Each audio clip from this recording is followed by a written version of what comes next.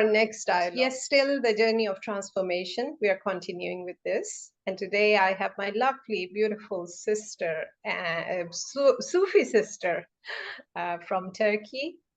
She's a neuroscientist, no less. And I'm so inspired by her work because her work is much needed, and it kind of just overlaps with what I've been talking about constantly. So today we have Ebru, but her spiritual name is Nur Sama, which is beautiful. Over to you. Welcome. So lovely to have you here. So lovely to speak to you, and I thank you for giving me the opportunity to introduce myself and to have a talk with you.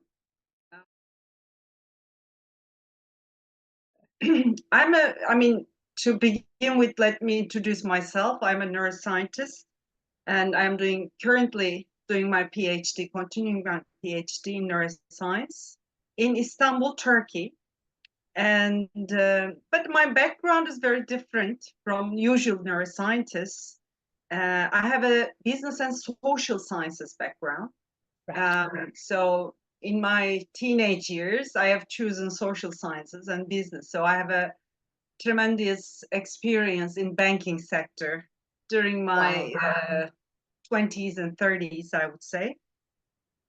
And then what I realized during my banking experience was as we accelerate our work and as we go on our career, we come to a challenge of mental health. So in my sector as well, in banking, there was a lot of mental issues, not feeling well, so overwhelmed, so stressful. So I wanted to understand, what are we doing that is becoming a challenge for normal human beings. And when I look at the statistics even, I saw that mental health issues are on an increasing trend all over the world. And Western medicine has been very helpful, but as well as limited in some ways. In Europe, in the US, and in Turkey, each year, there was an increasing trend in this stressful environments, how people are becoming disconnected from something that made them very uncomfortable and more stressful, and lost the essence of being a human, I guess, or some issues with their immune system, other health concerns were all coming up as we progressed, as I saw in my banking experience. So I just wanted to understand, what was it that we have lost doing, or we stopped doing. So I'm a Muslim. I have born in Turkey, in Istanbul, in a Muslim family. We have been very religious. We have been reading Quran. We have been my grandfather and grandmother has been we call it namaz, a kind of a meditation. Probably most of the people here know. But I realized myself not doing anything at all most of the time because of the business of the daily work. I mean, to start the day or to end the day. And during the day, we have lost contact of so many things. We were just external stimulus, external problems. We were chasing and running after them. So I realized there is a need inside of us that needs to go internal, beyond what we're doing externally, and just needs some silence. So I try to see, except namaz, where we have these kinds of meditation, let's call it, techniques that let us go inside. I know you follow the same tradition, that the same Sufi order that I follow. I know you follow the same tradition. For those of you not familiar with Sufism, that's the mystical side of Islam. So what inspired you to follow a tariqa? I know that most of us do follow a tariqa, and then bring that into your work, because you were given a name, which is like an award. It's like an acceptance into a silsila, a lineage. So just can you give us a little background? I know you were looking for something to connect with the inner, and that is the connection. But why the Inaitia, the Inaitia Sufi Sure. order, which is the order of compassion, as we call it? So in Turkey, the most famous path that most of the Sufis choose is Rumi, the Mevlevi order. Mm-hmm. And he is very famous worldwide, and his teachings we in Turkey learn while we're in kindergarten or in primary school. So we are very familiar with Rumi all the way. And he's a philosopher, I guess, more. And before I came to many, I have examined and worked with and tried to understand many paths in Islam, what they're doing. So there are different paths. They have different names. And I try to understand the way, the technique, the rituals that they are doing to go inside. Mm-hmm. For example, there's Sema in Mevlana''s technique. So they turn with some special ceremony and rituals. It's not easy. I've been attending them. I can turn myself, but not more than 10 times. I know. So I get dizzy. Yeah. But there's a special technique to go into that. But they are very special. They are very good. And this path that we are working on together is the one that combines several rituals all together and several ways of thinking. So it's synthesis of many things. And Islam has been born in Mecca and Medina, and it has a touch from India, it has a touch from Turkey, and it has a touch from US, which is Western world. That's So, it. for example, when I read Pir Vilayet's teachings on psychological and in even neuroscientific ways, which we didn't have much at his time, he was very scientific. The way that he explains the internal work that we are doing in psychological terms, that was eye-opening. So he had the capacity to combine a very Jungian philosophy of Western culture with a very Sufian way of looking at things. So this combination is a tremendous value, and so that you can understand many teachings much more in detail. Yes. So that really, his teachings were the sunlight on my path. Amazing. Same here, because I know that most of us would say that his teaching or Hazrat Inayat Khan's teaching, Pir Zia's teaching, they just speak directly to your heart, and something inside tells you, oh, this is the truth. But of course, if you are inclined that way, then you see that. So thank you for explaining that. And your spiritual name is Nur Sama, right? Beautiful That's name. true. Yeah, I love both the words. Nur, which is light, and Sama is, I know people say it's hearing. It's more about what? Tuning in to something, right? That's true. So yeah, beautiful. So thank you for explaining that. So tell me, you're a neuroscientist, right? And I often get asked that by my colleagues, and this is a general understanding that Muslims haven't done any work on, the consciousness, even though for us it starts from consciousness. Sayyid Nasser Hussain says, in the beginning was consciousness. It's unlike the Christian belief when they say in the beginning was the word, the logos, right? But we say in the beginning was consciousness, right? So I think we can understand it more. Not that I'm making a claim, I'm just saying, as per my understanding. So why did you want to become a neuroscientist, a Muslim woman? I mean, bravo! I'm so happy. I get so inspired because I do the work on consciousness. We call it the integral consciousness. And you understand the integral, there are phases of, the mythical, magical, and, so talking about where the humanity is, what stage of consciousness do you think that humanity is from a neuroscientist point of view?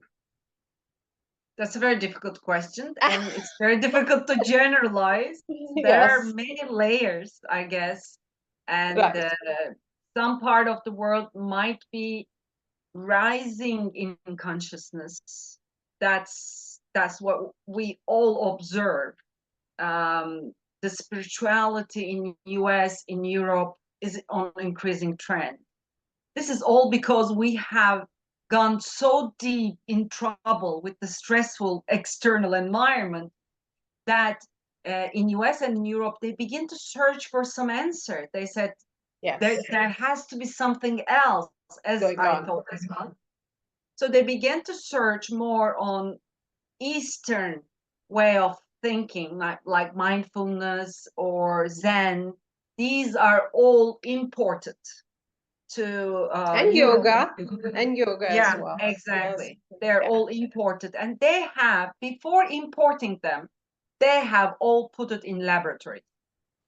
They said, let me see, because in Eastern, their culture, they believe and accept that because Yes. they live through that. They don't question it much, as No. we don't as Muslims and Sufis. But when you're importing it, you have to have quality understanding of what this is doing to brain.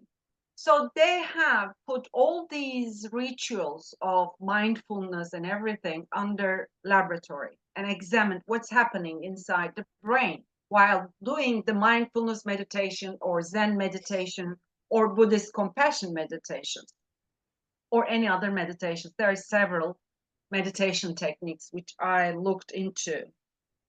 And then they found so many good things, let's say, or healthy developments, or how the brain changed, the plasticity of the brain. Then they begin to import. So it was 1970s, 1980s. And so this consciousness increasing as this trend is imported from east to west. And then what happened is, so they have kept Sufism aside. So they didn't, because they were not very, we weren't able to explain them scientifically how this works. Even though metaphysics is a science, right? Yeah. So they want to Yeah. know, they want to touch and feel and see what's really happening. So I said, we have to explain our way of meditation scientifically as well. So that's why I have took Sufi meditation and went into the lab to understand what's happening myself and to try to explain if there's some beneficial aspects to around us that it works and how it works. And then when I looked at the literature, I couldn't find any. Yes. It was 3 or 4 years ago that I did the research. There was no meditation, Sufi meditation, that is examined under a lab. So it was 1 or 2 namaz, but not more than 3 or 4. So I took this technique and put it in the lab and tried to see myself and try to explain what's happening. And each step in this meditation I compared it with a technique from Eastern world that West has imported. For example, the first step in ours is breathing. So breathing techniques, there are so many mindfulness breathing techniques. The second is concentration. Concentration through mantras. There is transcendental meditation, for example, in the West, that is all about mantras. So I try to compare it because there's no other comparison from Sufi world. So I did the comparison with the Eastern meditation technique.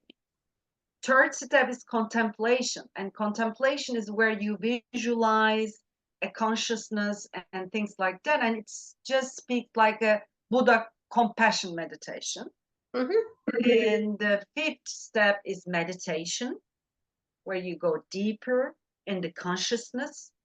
And the last step is realization, and realization might not happen all the time, but once it happens, another world opens, another consciousness. You can see through colors, you can see through sounds, a different extrasensory perception opens up. Thank you for explaining. So it's on the rise in the consciousness of the world, some part of it, but some parts still, in development and in evolution, let me say that. Of course. And I think if I bring my my research or my thesis, I say that those who are underdeveloped, they need, it's about showing compassion and holding their hand. And, because not everybody would be on the same level of consciousness, but well done, you're doing that. So this is really music to my ears, that you've brought spirituality to consciousness and in a scientific way, and especially from a Sufi tradition as well. This is brilliant work. So after doing this a meditation one, the Sufi breathing technique, you put this into the lab and under the not microscope, the EEG. So you measured those waves. Now you're working on the development of willpower. That's true. Many philosophers in history and intellectuals have always written about this, starting from Nietzsche, Kant. Everybody has spoken about this. How much freedom or free will do we have?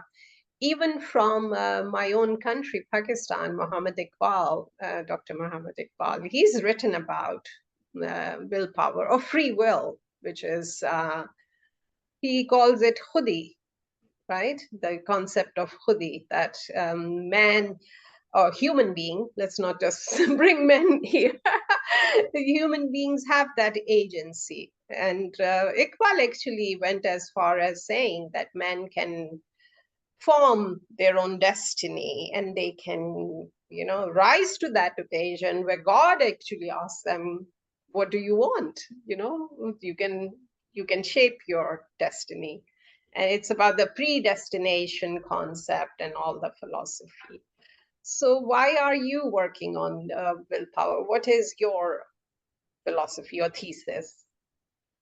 There are many advances in artificial intelligence as well. Neuroscience has helped artificial intelligence to develop much faster, because once they understood how the brain works, how it solves problems, what are the connections, that is applied to an artificial intelligence. So, and currently all the social media or a lot of things are converted to artificial intelligence, where the information are synthesized and put together.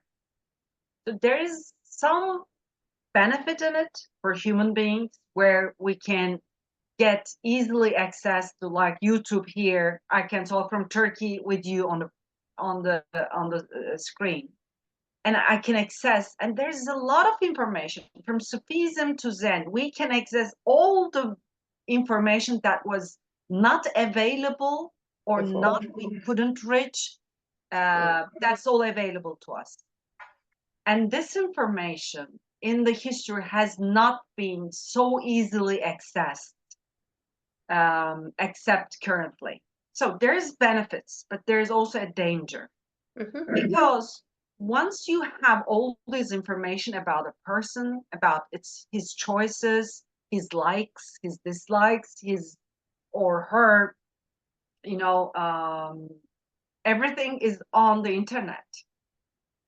So they know how you behave, and they know. So this gives some agents the power to be able to manipulate you, to manipulate your choices. So once you begin to think, it's a decision-making process. So you always make a decision, which path to choose. As you asked me, why did you choose it? There's a decision-making behind it, and there is desires behind it. There is some personal history. There's some learning process behind it. But I can be easily manipulated buying anything or things like that. So what is going to be needed in the future when I look at is the willpower. But this is the most important human ability to make an effect, to follow their own pure decisions. Before they even realize, they can be manipulated to make choices without even their awareness to a path or to a choice that at the end they would not like, or they would not fit to their wavelength, let's say. Okay? So I try to examine how to develop this willpower, even from start, from once we are born. How do we develop this willpower? Of course, there are many environmental things that affects us. So that's why I got into this, because in the future the willpower is one of the human ability that will be needed and will make us human. Otherwise, we will be mechanical robots where we'll be guided and we will be managed without any freedom. Yes. I shared with you the work of John Vervaeke. There's a whole movement he started with his other colleagues, and it's about meaning-making crisis. So basically what you are saying is that we are becoming so confused with all this information overload that maybe computers can process, but human brain cannot quickly process all that information. And that's why I think there is this crisis of people becoming this mental health crisis, and people feeling confused and lost, and they can't make sense of things. What is more, what is vital to them? What is at the moment should be their priority? All of us get confused. Once you're on social media, once you are on that dark virtual reality domain, we get sucked in. So you are right, and I think your work is actually in parallel to also what they are doing, that how do humans in future work with these machines and also make sense of their world, and the crisis of meaning, as they say. So brilliant work. Thank you. And especially coming from a Muslim woman, I'm stressing this bit, Muslim woman, because there is a misconception that, maybe Muslim women are not performing as our counterpart here in the West. And we are behind on sciences, and, women are oppressed, and, all those things. So to have you is like it's a fresh breeze coming in, and the work you're doing, I think we should all support that. So now going back to predestination, and especially coming from Islamic philosophical, more like the peripatetic philosophy. It's we had the Asherites, and then we also had the Qadarites, because Qadar is the destiny from Allah that we believe. What do you say, or what do you think that the Muslim consciousness from a philosophical, intellectual point of view, which stage are we at now? Again, difficult question. Yeah, it depends But- on the person, but in the philosophy of Islam, the heart is the dominant theme in Sufism, in esotericism as well, and the development of a balanced personality is seen as the foundational basis upon which sound mental health and resilience depend. So we have lost these concepts and issues while we are raising our children. So children have, most of them, ADHD problem, hyperactivation, cannot concentrate. So the youth and the children, we are seeing a lot of mental issues, and we have lost that balance, I would say, in Islam world as well. In Sufism, yes, we are trying to get more hold of the esoteric personality formation topics, but in our education system, we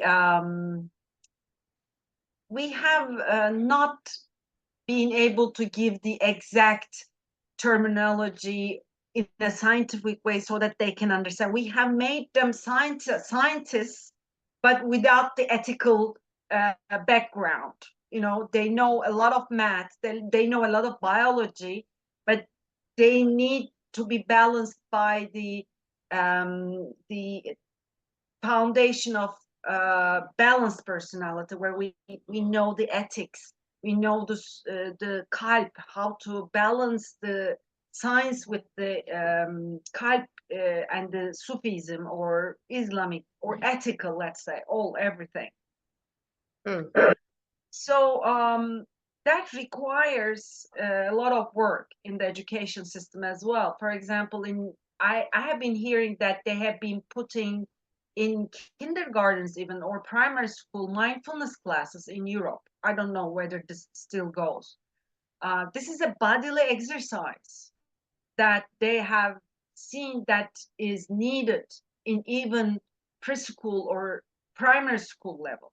So we have to combine this kind of rituals with a modern philosophy and modern scientific perspective, as well as in our culture, in our education system as well. I mean, we should use our everything to mindfulness, because mindfulness has been very in fashion. We need to explain Sufism, how Sufism, I'm not saying they're dominant, but this is a different, and in fact, what I've seen is more deeper understanding.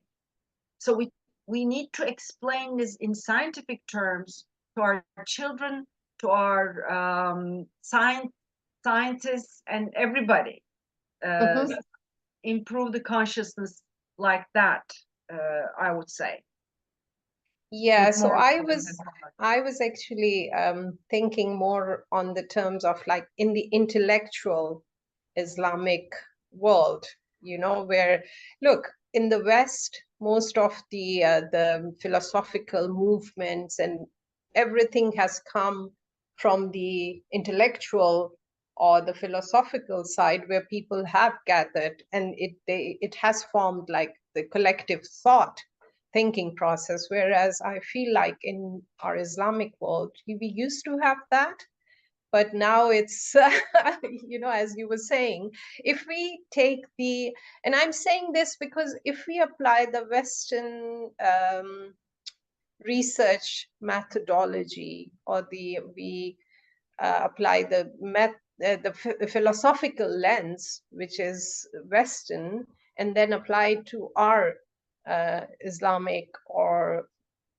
let's not even bring Sufism, philosophical, the Islamic philosophy, then of course it's not going to work, right? We haven't developed those methodologies ourselves, and that is the divide I see. Like, you know, we don't, it's either on my channel, I've started something I call Humanity with Divinity, that I've seen that that's my own view and understanding working with my colleagues here in the West, that they are big on humanity, we are big on like divinity. It's all about divination, all about God. And we haven't sort of found a way, the middle ground, where, people can also see the human need, like you are working on it. Something I can see is very practical. So yeah, so I was talking about that. I know that there is a lot of work that is being done, but there's no kind of, I feel like, unified. That's me saying it. Do you feel the same?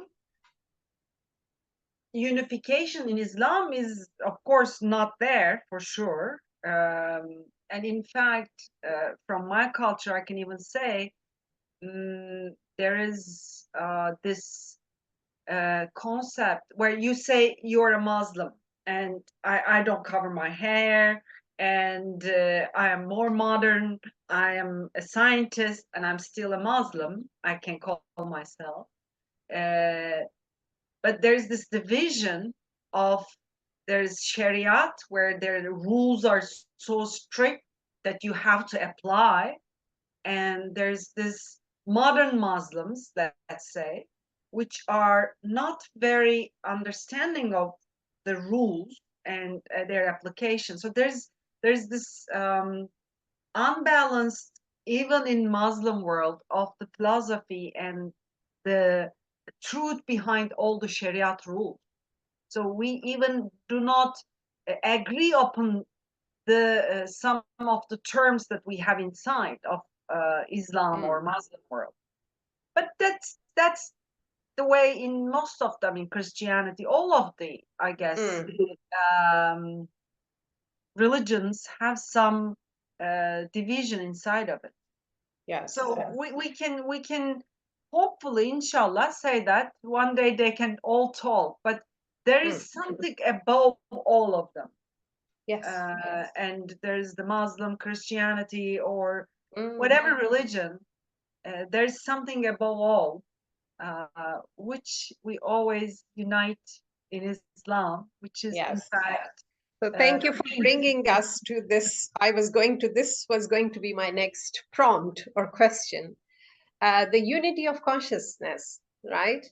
And from a Muslim understanding, that is the Tawhidic concept, the Tawhid, oneness, So are you going to work on this, that one day people can understand from a scientific perspective the unity of consciousness, as in the Tawhidic concept of all is one? Tawhid, we call. Tawhid Yeah. is the more, I think that's a way of thinking. Okay. Tawhid is a way of thinking, meaning an enlarged way of thinking. So while we are thinking, we make a choice, I said. Yeah? This is the basis for willpower as well. So either we are A or either we are B. Okay, there's a choice. Everything is a choice. Tawhid is bringing two opposites into one and combining every opposite into one. It's kind of a not being A or being Z, but having a portion from A and a portion from Z and finding the middle ground, which includes A as well as Z. So it's an enlarged view of not discriminating about right, wrong, well, bad. These are beyond. It all compasses all ideas in a manner that is balanced in all the opposites. This is how our even biological system works. It either in sympathetic state or parasympathetic state. Sympathetic state when we're stressful, and parasympathetic we are so resting state. We are comfortable. But when you combine these two, it's a middle ground where you have adrenaline where you are not resting, but you're not rushing either. The brain, there are two systems, one for external, watching out, and one for internal, watching inside and listening inside. And there is another network which combines two. So external network and internal network combined in a silence network, which combines both. In our body, it's sympathetic, parasympathetic. In our brain, it is external and it is internal default mode network. So once we bring them both, not use either of them, but bring them both in balance, that includes everything. It is in coherent state. That is my research. Once you are incoherent inside with your systems biologically, then you come to your coherent state in your emotional world, and then in your thinking world, in the brain. Then it becomes a tawhid biologically, emotionally, and in your thinking. So you don't choose. You just, the best, the truth comes out of it. So that's a beautiful way of maybe explaining that. Tawheed, I was actually referring to oneness of God, and then the beings, the created beings, and the unity of consciousness, how we all are coming from the same consciousness. But this is also a beautiful way of explaining, maybe breaking it down to understand that what we call the integral consciousness is that you have to look at the consciousness holistically, right? And unity of consciousness, to me, I just apply the spiritual lens on everything. And, about God consciousness, say, for example. So can we one day maybe, I know that in your lab test that you've proven that through meditation and the breathing, there is a spot which, if you are chanting the name of God, then, it gets activated, right? So it's about, I know we can't impose this on everybody. Every person's understanding is different, but the unity of consciousness in that way, is that what you're going to do next? Is that on the agenda? Let me explain this. This Yeah. is the tawhid in a balanced way. It's a harmony. Yeah. What you're saying here is there is a different consciousness. There are layers of consciousness. So you've been asking about which layer we are. In the evolution of man, let's say there's left and right side of the brain. Left side is more mathematical or Newtonian, cause and effect. So this consciousness we have come in science, we need to see materially. So this is left brain lateralization. So we have come to this point, and most of us are there. And there's right brain consciousness. And what I hear and see in history from Egyptian or Sumerian tablets, that we were more right oriented. Yes. And the right oriented consciousness, which you say is activated when you are in meditation, is where we have a more opening the door to different levels of consciousness, different levels of wave, or different levels of being. So when you're staying left, it's all worldly and material. You have to see cause and effect. But they all work together, by the way, but it is more lateralized left in science or in worldly matter. And once you make your decisions and your willpower based on your left observation of external world, there is right and wrong. There is bad and not good. So there's polarization. In the right brain, you have more access to God consciousness, and God consciousness is not one layer. There are different layers. And in Sufism, it's Melekut, Jeberut, Lahut, Hahut, we call, right? So there are different wavelengths of consciousness. So you go deeper in that. So right brain, once you go to meditation, it's important in decision making, can get access to this God consciousness. and get the information which is relevant for you, either in colors, in senses, in hearing. The five senses is worldly sense. There are different senses that we are developing through meditation, through this right realizations, and we can get access to that and get the information relevant to us, to our choices, and combine our left brain, material world, and make the right choice for us. Not good, not bad, not ugly. There's no polarization there. It's just right, and it has a meaning in it that is meaningful to you. It might not be meaningful to other person. That's your choice. But it has a very much meaning, and that makes you contribute to your world, make meaning out of it, and you feel content with it, and you feel the uh, the emotion with it is not love. It is, in fact, more than love. It is just what do you call neşe? Neşe is not happiness, but it's just internal smile. Ecstasy. Maybe internal smile. I call it. It's not ha ha ha. It's not external smile. It's just internal knowing that this is the right thing for me. There's an internal smile, which is content in your heart. Joy. Loving choice. I don't know whether I could explain it. I think last one, because I don't want to drag it on. Tell me, what do you say? Are we living in the age of the divine feminine? Because it's like I see women are taking responsibility. They're coming to the forefront and saying, look, this is the time. We can also share this burden, which, the balance has to be balanced. What do you say about this? Oh, this is a very, very important subject that I'm trying to understand myself at times, because I always think that divine femininity is the most precious thing in the world, and we really lost, not man, woman, everybody lost the real meaning of divine femininity. It's a very receptive mode of that's the right brain, I guess, the receptive mode of collecting the data to connect with the divine. That's more feminine because we are more receptive.